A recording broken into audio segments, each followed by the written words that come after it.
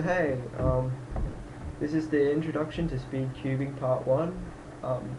As you just saw just before, I did an introduction solve to speed cubing. Now, I averaged around 20 seconds, but the world record is actually 5.66 seconds, set by Felix Zemdex of Australia. So you can get pretty fast. So the prerequisites for this video is that obviously you need to know how to solve a Rubik's Cube before. Now, obviously I would prefer that you have learned the LBL method, which you can find on Rubik's.com. You have to make sure you know the notation because I will be using Rubik's Cube notation in my videos. Just a note, if you go on Rubik's.com and learn the LBL method, the RI is here when I do it. It's called R prime. So yeah. You should be able to solve it in around 1 minute, and you should own a cube before you start, preferably just a normal Rubik's brand that you'd buy at any store, but it really can be anything. Once you get faster, you would want to buy your cube, a new cube, and I'll talk about that right now. As soon as you finish watching this video, I would actually go and buy online a cube. Now you need a PayPal account or Amazon or something, but you'll need to buy it online because these cubes, unless you live in Hong Kong, are produced in Hong Kong, so you won't be able to buy it anywhere else.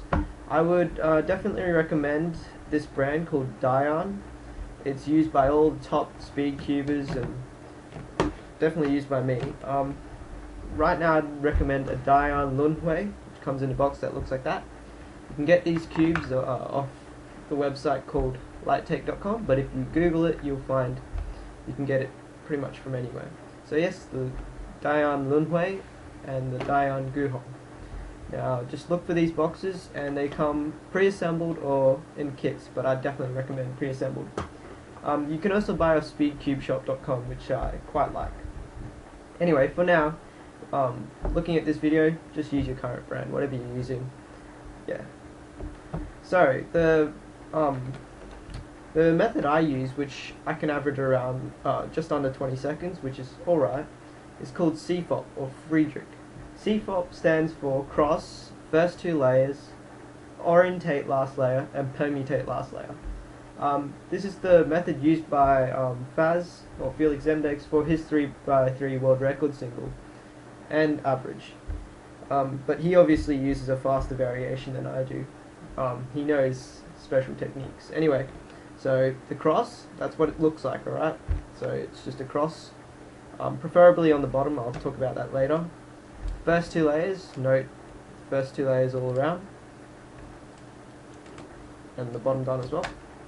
And cross, this is the part of orientate last layer. So note that I do it in 2 steps. I make a cross and then a top, which is similar to the LBL method, but once you get faster, you'll learn almost all the cases, and you'll learn how to do this in 1 step. And finally, permutate last layer, which is just solving all this around here. Yep. Okay. Now, the most important thing in speed cubing is, well, cube position when you hold it, right? You've got to hold it with the cross always to the bottom. Now, in the LBL method, you'll learn how to do the cross, right? But sometimes you'll do it on the top, sometimes you do it side, you don't know where it is. When you're doing CFOP, you keep the cross on the bottom all the time, so that it's easier to hold and you can get a grip of the finger tricks. Some of the top speed cubers make it on the left or the right, depending on if they use their right hand or left hand most. Because I'm sort of neutral, I make it on the bottom, and I definitely recommend you make it on the bottom. So you always hold it like this, being on the bottom. The other thing you need to know for speed cubing, this introduction video, is finger tricks. Now, it is quite important because finger tricks affect your turns per second, or TPS. So I've done speed cubing for just over or under a year now, and my finger tricks are pretty good, but not the best, of course.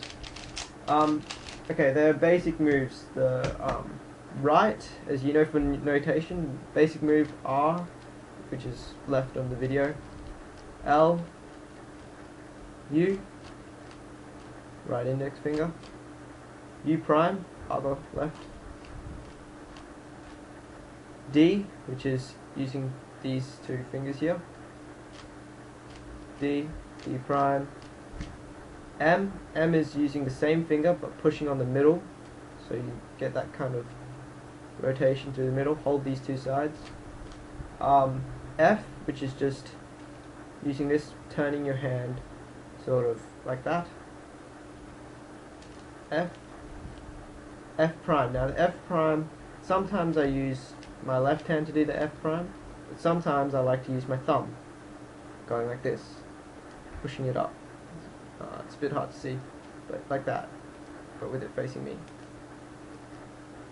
Alright, and okay, so those are the basic moves. Then you move on to secondary moves, which are D, which is moving double layers at a time. You'll learn U, same thing, but that. R, U, R. Now, it's a very important move to learn, and it's just switching R, U, R prime, U prime, R, U, R prime, U prime. Now, with your Rubik's Brain, it'll be pretty hard to do this, but once you get very fluid with it, it's very important because it helps dexterity, and it will definitely help you in learning finger tricks. So then, okay, so there's different types of turning styles. There's fluidity, which I quite enjoy. It's nice and fluid. Some of the top speed cubists, such as Yu Nakajima or Baz, use a fast and choppy style. You know, just burst of moves. It really depends on your method, but yeah, it's probably better to go fluid until you get faster. Now, I would definitely recommend you go and watch, for this introduction part, you go and watch Baz, Yu Nakajima, Ro Hessler, or Kajava, who's also known as Tom Barlow. These guys, make sure you watch the whole video and not just their finger tricks, because you probably won't understand what they're doing. But watch their whole video, watch how they manipulate the cube, because they're very fast, and they're probably the best way to learn. So that's the end of part 1, and I will get into the specifics of everything for every part of the Friedrich method later on. Just also note that there are other methods to be used, but progression from LBL, which is layer by layer, which is instead of doing two layers in one step, you do one layer, second layer, then you do all this. That way it's best progression to C-fop after that, Friedrich. Because obviously you only need to learn or combine those two steps rather than having to learn an entirely different method.